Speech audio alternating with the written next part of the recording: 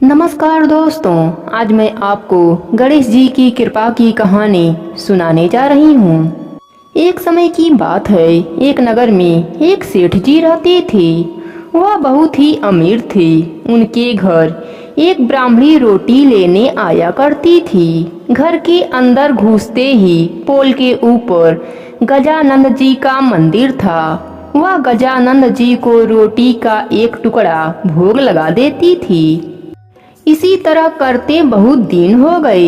एक दिन गजानंद जी ने सोचा, यह अपने को रोज भोग लगाती है, इस कारण मुझे उसे कुछ ना कुछ उपहार देना ही पड़ेगा। गजानंद जी एक दिन उसकी थाली में हीरे मोती भर दिए। ब्राह्मणी प्रसन्न होकर थाली लेकर अपने घर आ गई।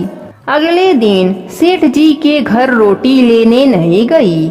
सेठानी ब्राह्मणी को बुलावा भेजा कि बाई जी रोटी लेने के लिए क्यों नहीं आई।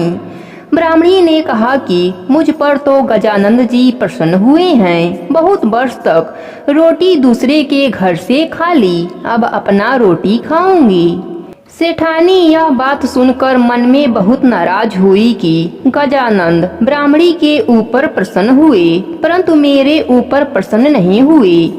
सेठानी ने गजानंद जी की मूर्ति हटाकर बाहर फेंक दिया।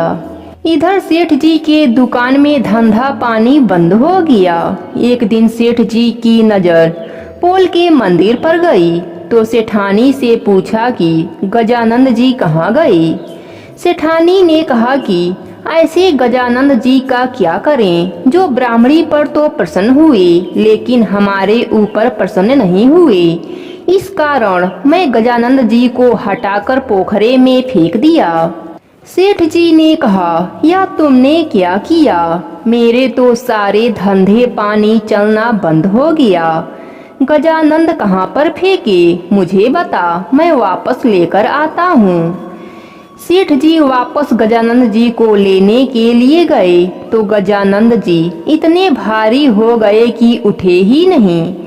सेठ जी ने कहा, हे भगवंत, मुझसे क्या गलती हो गई है, मुझे क्षमा कर दीजिए और मेरे साथ मेरे घर चलिए। पर गजानंद जी और भी भारी होते गए। गजानंद जी बोले, मैं नहीं चलूंगा, पहले सेठानी को बुलाकर लाओ, यहाँ पर आकर नाक रगड़े माफी मांगे तो मैं चलूं। मुझे हमेशा सवा शेर का चूरमा बनाकर भोजन करावे तो मैं चलूं। सेठ जी सेठानी को बुलाकर नाक रगड़वाया और माफी मंगवाया। सवा शेर का चूरमा चढ़ाने का हामी भरी, तब गजानंद हल्के हो गए। सेठ जी गजानंद जी को लाकर पोल में बैठा दिया। अब सेठ जी का धंधा पानी वापस से शुरू हो गया। हे गजानंद जी महाराज, जैसे आप ब्राह्मणी और सेठ सेठानी पर प्रसन्न हुए, वैसे ही सभी पर प्रसन्न होना। कहानी अधूरी हो तो पूरी करना, पूरी हो तो मान रखना। प्रेम से बोलिए गणेश भगवान की जय हो।